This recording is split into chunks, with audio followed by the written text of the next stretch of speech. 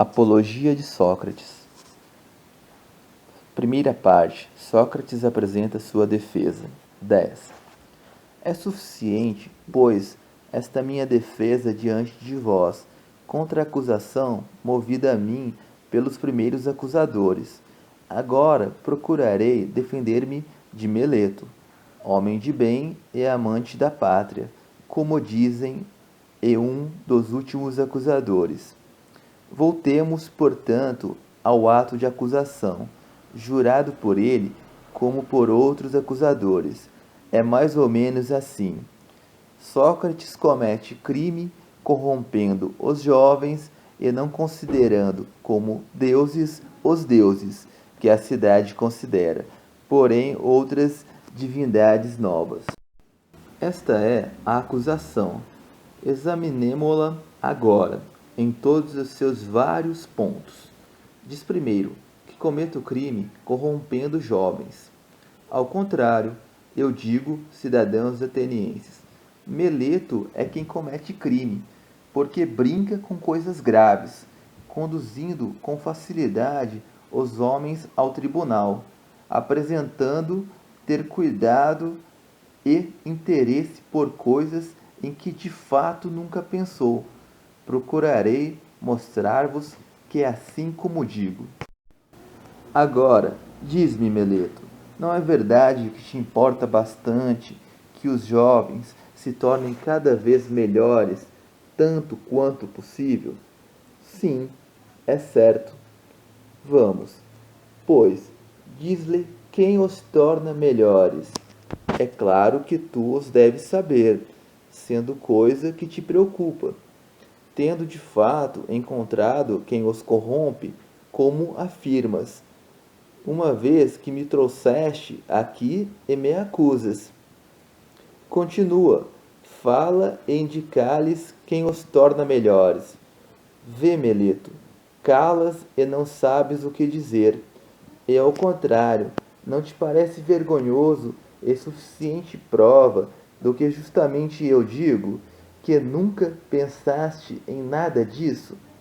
Mas diz, homem de bem, quem os torna melhores? As leis? Mas não pergunto isto, ótimo homem. Mas qual o homem que sabe, em primeiro lugar, isso exatamente, as leis? Aqueles, Sócrates, os juízes. Como, Meleto, esses são capazes de educar os jovens e o torná-los melhores? Como não? Todos ou alguns apenas, e os outros não? Todos. Muito bem respondido, por era. Vê quanta abundância de pessoas úteis. Como? Também estes, que não escutam, tornam melhores os jovens, ou não? Também estes. E os senadores? Também os senadores. É assim, Meleto. Não corrompem os jovens cidadãos da Assembleia? Ou também todos esses o tornam melhores? Também esses. Assim, pois, todos os homens, como parece, tornam melhores os jovens, exceto eu. Só eu corrompo os jovens. Não é isso? Isso, exatamente, afirmo de modo conciso. Oh, que grande desgraça descobristes em mim! E responde-me, será assim também para os cavalos? Que aqueles que os tornam melhores são todos os homens e que só um os corrompe? Ou será o contrário, que só um é capaz de o tornar melhores, e bem poucos aqueles que entendem de cavalos, e os mais, quando querem manejá-los e usá-los, os estragam? Não é assim, Meleto, para os cavalos como para todos os animais? Sim, certamente, ainda que tu e Anito o neguem ou o afirmem, pois seria uma grande fortuna para os jovens que um só os corrompesse e os outros lhe fossem todos úteis.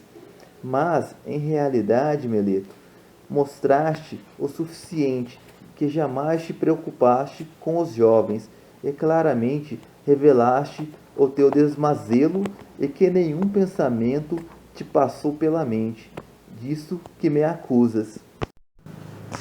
E agora, diz-me, por Zeus, Meleto, o que é melhor, viver entre virtuosos cidadãos ou entre malvados? Responde, meu caro. Não te pergunto uma coisa tão difícil.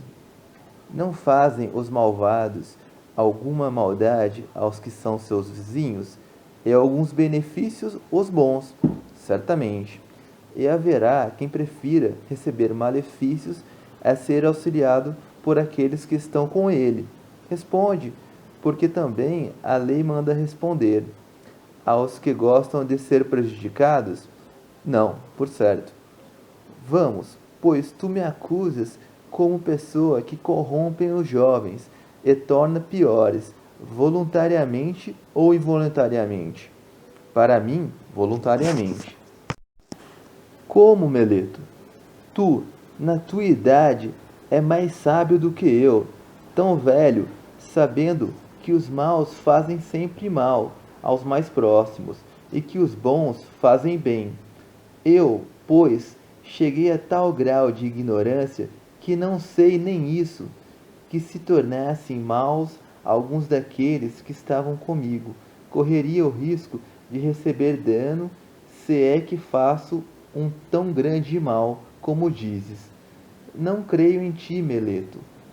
Quanto a isso, e ninguém tampouco acredita, penso eu. Mas, ou não os corrompo, ou se os corrompo, é involuntariamente, e em ambos os casos mentiste. E se os corrompo involuntariamente, não há leis que mandem trazer aqui alguém por tais fatos involuntários, mas há as que mandam conduzi-lo em particular, instruindo, advertindo. É claro que se me convencer, cessarei de fazer o que estava fazendo, sem querer.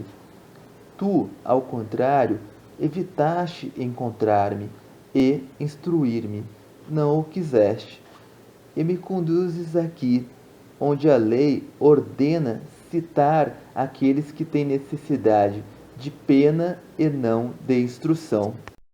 Mas, cidadãos atenienses, os fatos evidenciaram o que eu sempre disse.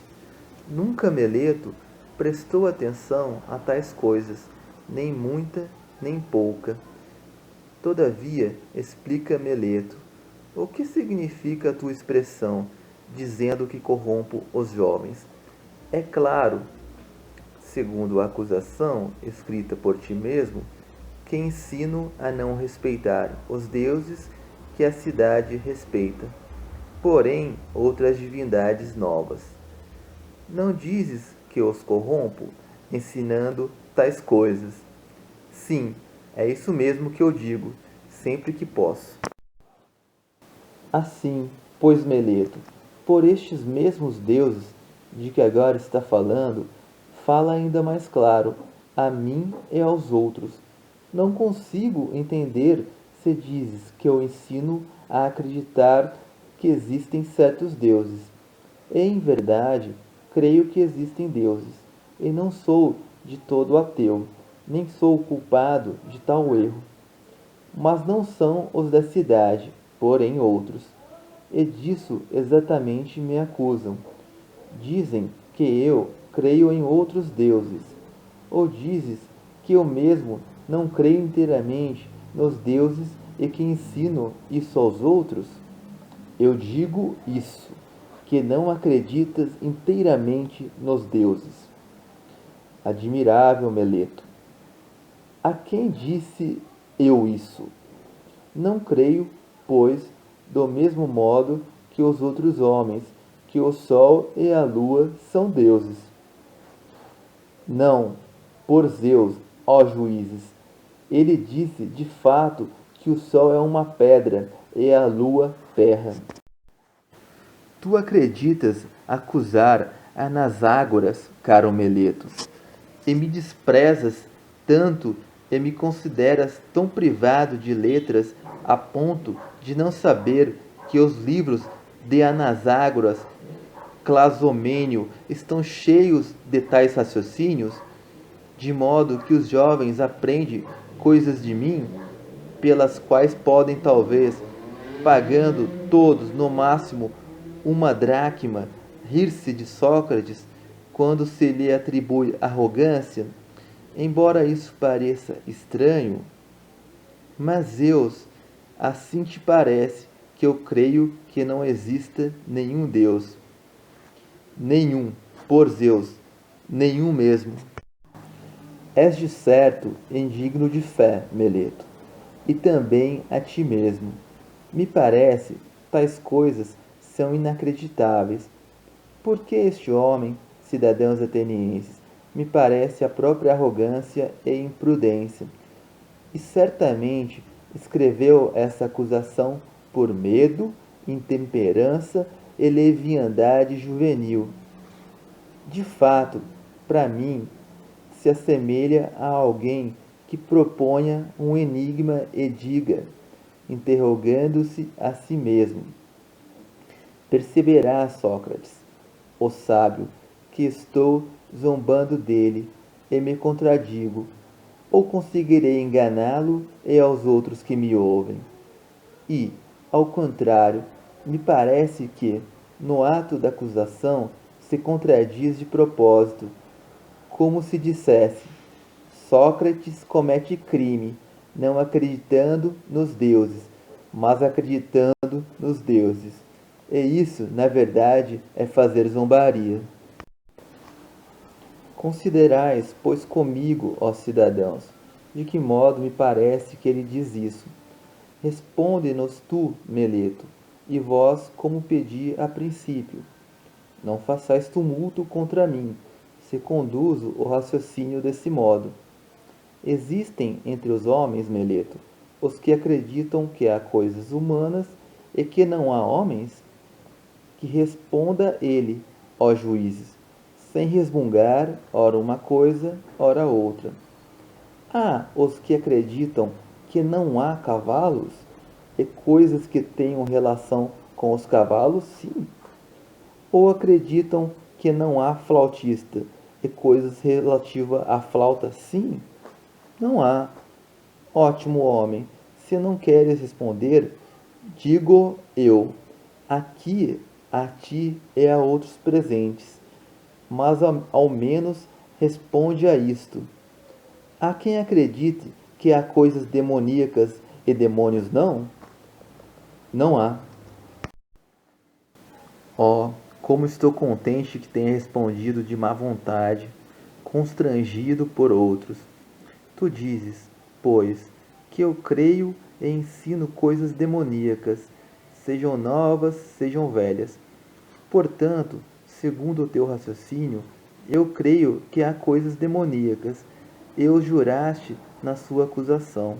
Ora, se creio que há coisas demoníacas, certo é absolutamente necessário que eu creia também na existência dos demônios.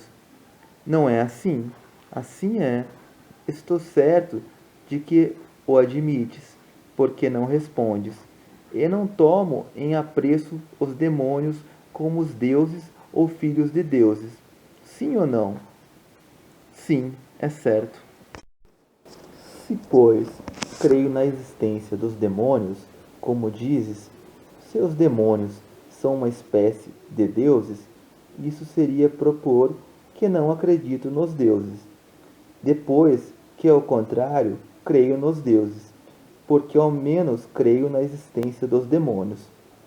Se, por outra parte, os demônios são filhos bastardos dos deuses, com as ninfas ou outras mulheres, das quais somente se dizem nascidos, quem jamais poderia ter a certeza de que são filhos dos deuses, se não existem deuses?